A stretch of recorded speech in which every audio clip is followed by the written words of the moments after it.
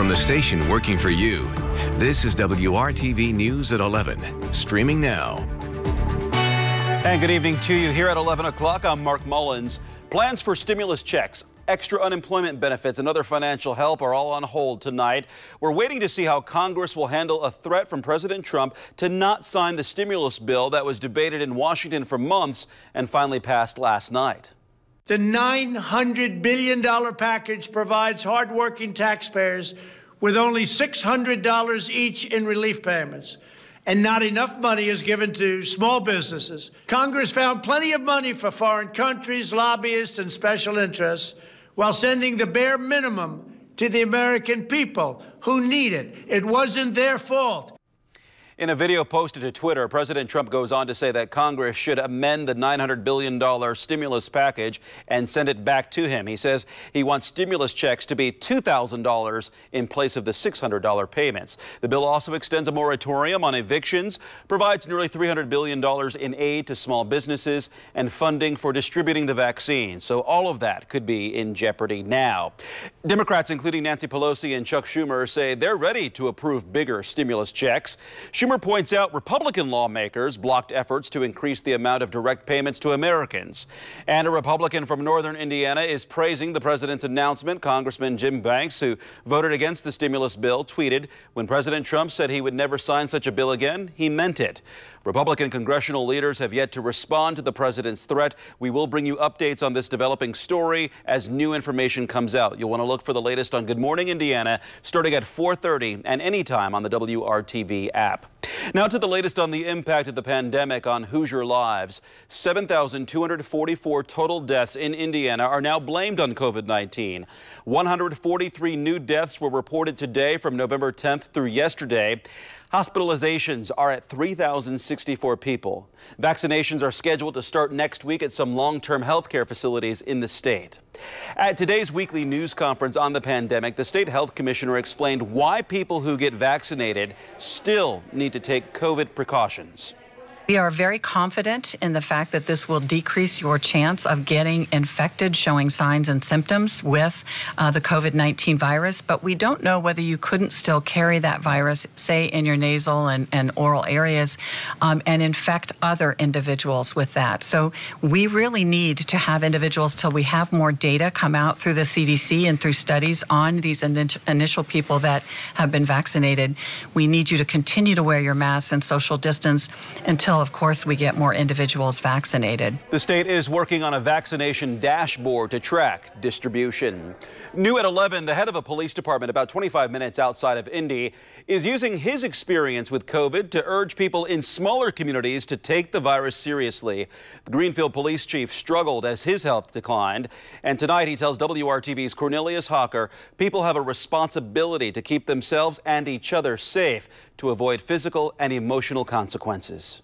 We want to make sure that everyone is safe. We're used to seeing Greenfield Police Chief Jeff Rash like this, informing his community about how his officers are keeping them safe.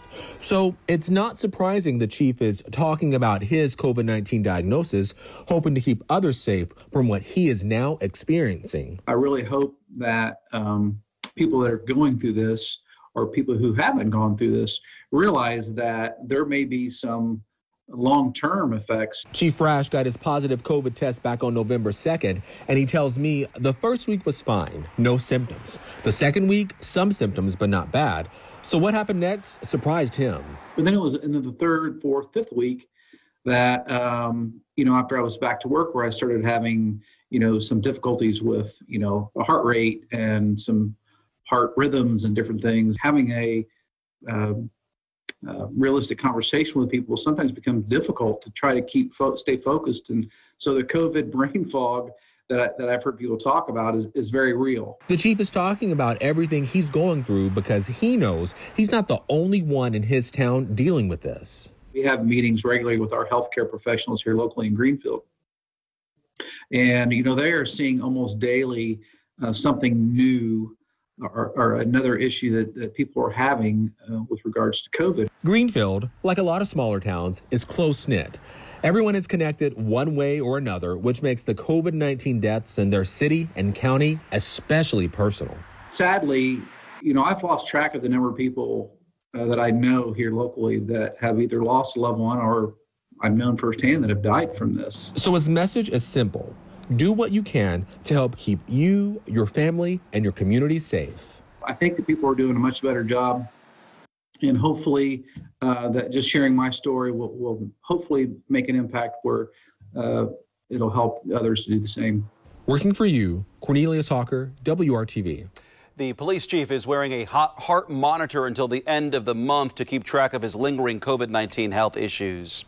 Late night meal and drink service will be restricted at Fisher's businesses starting on Christmas Day.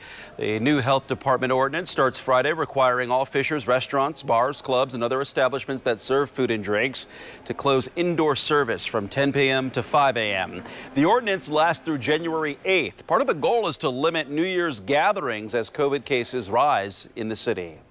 Now to the forecast here on this Tuesday. WRTV Chief Meteorologist Kevin Gregory joining us now, tracking some rain tonight. Kevin. We're dry for now, but that rain signals a big change that arrives later in the day tomorrow. Temperatures are above freezing at this hour, and most of us will stay low to mid-30s overnight tonight. Let's talk about what happens tomorrow. The headlines: rain arrives in the afternoon, becomes more widespread tomorrow night, but all day long very windy. Some wind gusts up to 40 miles per hour. That will zoom our temperatures into the 50s. Even to the north, Logansport, Marion at 51, anywhere along Interstate 70 and south. Temperatures should reach the mid-50s. I'll just take you to the early afternoon. You begin to see some of the rain showers develop out ahead of an Arctic cold front. We'll talk about how cold, when we change some rain to snow, and look beyond Christmas coming up. New tonight, police say one worker is seriously hurt after he was shot at a store on the northeast side of Indianapolis. Officers responded to a robbery call at the Dollar Tree on Shadeland Avenue between 75th and 71st Streets around 8 o'clock tonight.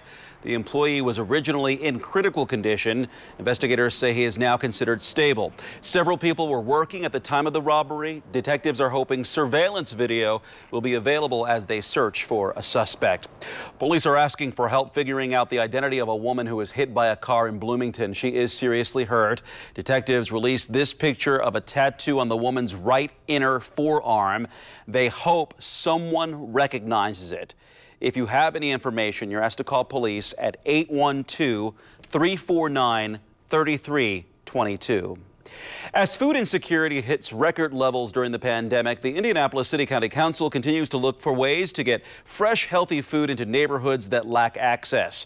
Proposal 337, would create an agency to focus on addressing so-called food deserts. According to data, those barriers are more common in Black, minority, and immigrant communities. But one counselor wants to take those demographics out of the equation when it comes to public policy. WRTV's Cameron Riddle explains why and shares what community leaders are seeing firsthand.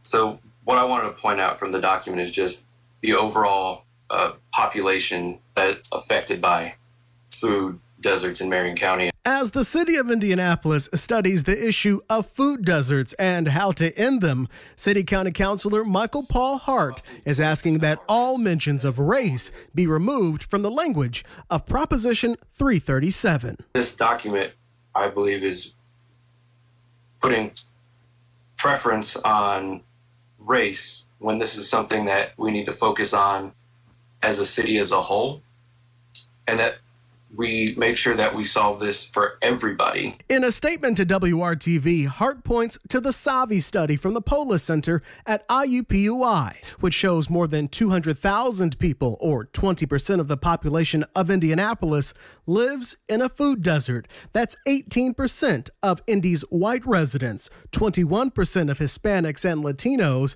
and 32% of Black residents. Still, Hart says, quote, "The government should not legislate based on groups of people, be that race, age, gender, or any other identifying quality." His motion to essentially put that into city policy was quickly struck down. I would like to move that we remove any mention of race within the proposal.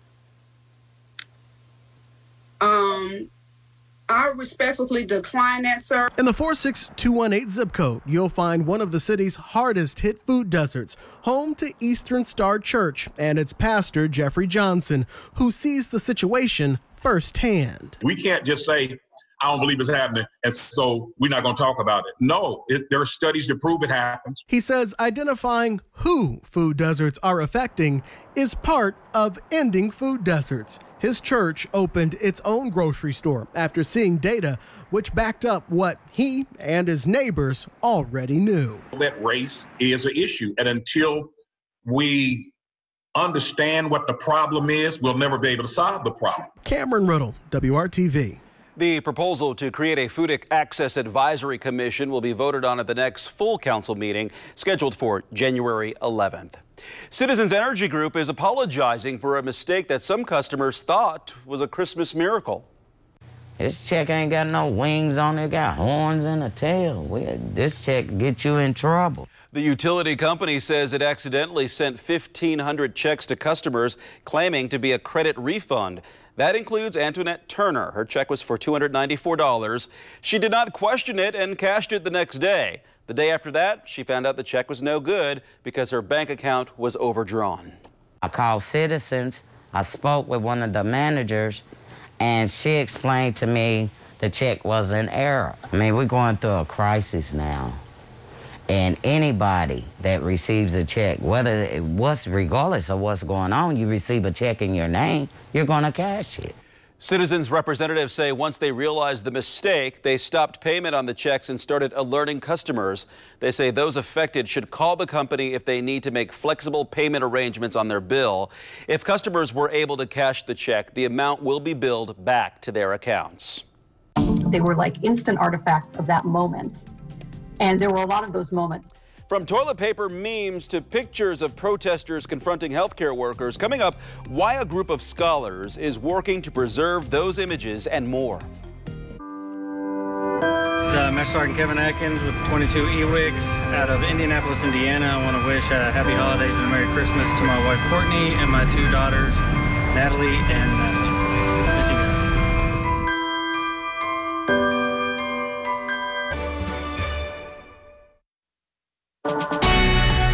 From the station working for you, this is WRTV News at 11, streaming now. For 10 months and counting, businesses across Indiana have faced unbelievable obstacles as they try to survive the pandemic. Despite that, many have still been able to find success, coming up with innovative ways to bring in business and harnessing their strengths to stay open. Join us this week as we go back and visit some of our favorite local businesses from 2020. Watch our special report, Inside the COVID Crisis, We're Open, at 6 p.m. Christmas Eve, right here on WRTV. Kevin. Okay, Mark, today we got to warm up into the 40s. Tomorrow it's into the 50s, but however mild it feels tomorrow, the colder it will feel Thursday and Friday. Big change with an Arctic cold front on the way. Temperatures will hit rock bottom on Christmas morning and then will quickly bounce back, not in the afternoon Friday, but over the weekend. Let's put some numbers to that bar graph. 55 tomorrow. We're down in the 20s Thursday and falling through the day. 21, your high temperature on Christmas Day. It will be dry. Let's show you the cold front that will spark rain showers, changing to or mixing with snow showers late tomorrow night into Thursday morning. Also opens the door to that blast of cold air. It will be windy tomorrow. You'll notice it overnight tonight into the morning hours, the wind picking up. It's a strong, warm south wind gusting to 40 through the day. There's your rain shower activity that will increase in the afternoon into the evening as we go late tomorrow night. Overnight into Thursday, the cold air catches remaining moisture. Won't be a lot there, but I think enough for a few tenths of an inch of snow, certainly under an inch, and in most cases forecast models saying half an inch or less.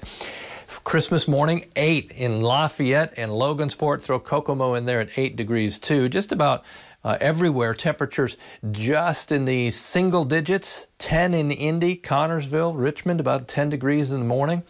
These temperatures will not be as cold for the rest of the 7-day forecast. All right, beyond the cold, let's back it up a little bit. Temperatures tomorrow afternoon are peaking as that strong south wind carries highs into the mid-50s. A lot more clouds in the morning, Rain shower activity increases in the afternoon, but becomes most widespread tomorrow evening and tomorrow night. There's the cold front. Pretty easy to see that line there. Behind that is where the colder air will filter in, and we start changing over to some snow showers. Flurries may linger during the day on Thursday. As far as rainfall potential, could see ½ an inch in some spots, especially in the southern portion of the state. Some of that moisture will be turned over into some very light snow. Thursday, temperatures falling, as you can see, from mid-20s by midday into the lower 20s. There are your afternoon temperatures just about across all of central Indiana, a full 10 degrees below average, if not a little more. Christmas is cold and dry. Then we jump into the 30s. Saturday, 38, 42 will be the temperature on Sunday, so it doesn't take long for us to dig out of the hole and warm things back up. Mark? All right, Kevin, thanks for that. While many people are anxious to leave 2020 in the past, others are working to preserve some of the memorable moments of this unprecedented year. Scripps reporter Chloe Nordquist shows us how and why. And the nurse kind of put his hands out. Allison McLaren is a photojournalist who has captured many of the raw moments and emotions in 2020, including these nurses blocking protesters in Denver, Colorado earlier this spring. And the gentleman got in his face and the nurse just looked away from him. I was there for a total of 6 minutes between me arriving and the police coming and kind of pushing them off to the side. That photo would end up gaining international attention. Within 30 minutes, I had thousands of shares. And for good reason. I remember when I first saw it, it was really striking. So it sort of felt like it brought together a lot of the complex streams of conflict and tension that we were having to grapple with as a society. Hari Hahn is a political science professor at Johns Hopkins University. As a curator, she chose this photo to be preserved in a COVID-19 time capsule created by the nonprofit Social Science Research Council, or SSRC. The act of both people in that picture was an act of trying to make change in some way. So the people in the cars who are protesting against the shutdown order, and they're using their right to free assembly and free speech to voice their concern. And likewise, the healthcare worker is standing up against that, saying, no, we want people to stay home because that's how you're going to protect us. That's how we're going to protect each other. As we close out this dynamic year, the SSRC decided to create this time capsule not only for future social researchers, but for the general public as reflection on 2020. The content ranges from ironic toilet paper shortage-related memes to images of hope and human connection. They were like instant artifacts of that moment. And there were a lot of those moments. Alexa Dietrich is a program director with the SSRC. I believe it has accomplished a set of goals in the sense that of bringing this type of analysis and perspective to much broader audiences. She says the capsule is meant to bring about ongoing reflection, just as these curators had to do when coming up with their selections to put in the project. That image I chose is the sort of, how would you like to pay sign that you would see at any kind of retail store or restaurant. But instead of having just Visa, MasterCard, or Amex, it also has a roll of toilet paper. Bill Maurer is another curator for the project and an anthropology professor. It really spoke to things like the concerns over hoarding that were taking place early on in the pandemic, particularly around toilet paper. But then also that kind of broader, almost philosophical question of when you're in a global pandemic and there is an economic shutdown, what's really valuable anymore? The time capsule is part of a bigger project the SSRC is putting together, free of use, to offer a range of perspectives and thoughts on the past year. We're not just delivering, we're also really trying to learn and promote conversations. The world is just in this moment of dynamism and flux. And so to take this snapshot, this moment of in time, to think about what we want to capture and to create a historical record for future generations, I think is really important. I'm Chloe Nordquist reporting. More than 7,000 Hoosiers have died from COVID-19 since the pandemic began, but we know they're more than just numbers, and that's why we've been working to preserve your stories of parents, children, friends, and neighbors lost to COVID-19. DaVinci Richardson was a veteran who made a major impact on his community. He worked to help men and women transitioning to life outside of prison and people struggling with drug addiction. He founded the Same Page Collective and most recently served as the director of operations for 2 Indianapolis transitional housing facilities. We spoke to DaVinci about his work back in 2016. Trying to help them see that, okay, you made a mistake. I get that. You could rise above that, and if we give them that hope from the beginning, then they're going to listen to what the other programming is. DaVinci Richardson died of COVID on April 25th. He was 64 years old. DaVinci's granddaughter reached out to us so we could share his story. WRTV is asking for your help to put names and stories to the numbers of COVID-19's toll on Indiana. Share your loved one's story with us by emailing facesofcovid@WRTV.com. Rivers.com. The NBA is back. The league tipped off tonight with a doubleheader. The Nets dominated the Warriors, and the world champion Lakers are playing the Clippers right now. ABC's Marcy Gonzalez explains how this season will be different than the unprecedented season that just ended. After the shortest offseason in NBA history, basketball is back. The Lakers conquer the bubble, and banner number 17 will soon hang in the rafters. Less than 3 months after the Los Angeles Lakers won the NBA championship, capping off the most unusual season in league history. We can't wait to get back to L.A. to celebrate with y'all. The NBA is now out of the bubble and tipping off its new abbreviated season tonight. Commissioner Adam Silver implementing several changes. Unlike last season, which was played in isolation in Orlando, this time most teams will be on their home courts. You got your test? And again, players will be tested daily. The testing is designed so that if we do have a positive case, that player can quickly be isolated from his teammates to avoid, obviously, what would be terrible, and that is a spread among an entire team. There will only be 72 games rather than the usual 82, and the league is only releasing half their schedule, leaving some flexibility in case any games need to be postponed. So far, our protocols seem to be holding up. While most teams are opting to start the season in empty arenas, there are a few that will allow a limited number of fans back in the stands, from several hundred in Cleveland and New Orleans to several thousand in Orlando and Utah. And the league says it will negotiate with players, coaches, and staff about whether they'll be required to get the vaccine once it's available to them. It goes without saying we would never jump the line in any way. As far as I know, we're not even in line yet. And while players are allowed to live at home, unlike last season, the league is banning them from a whole list of activities, including going to bars, gyms, and gatherings with more than 15 people. The NBA warning that violations could lead to fines, suspensions, and the forfeiture of games. Marcy Gonzalez, ABC News, Los Angeles. The Pacers tip off at Bankers Life Fieldhouse tomorrow, hosting the Knicks. You'll want to look for live coverage on WRTV News at 6. Stick out on price. Dry in the morning, temperatures move quickly into the upper 40s by noon. Rain showers develop in the afternoon. Wind gusts to 40. Temperatures in the 50s. Mark? Kevin, thank you. And thank you for choosing WRTV. The Good Morning Indiana team comes your way at 4:30.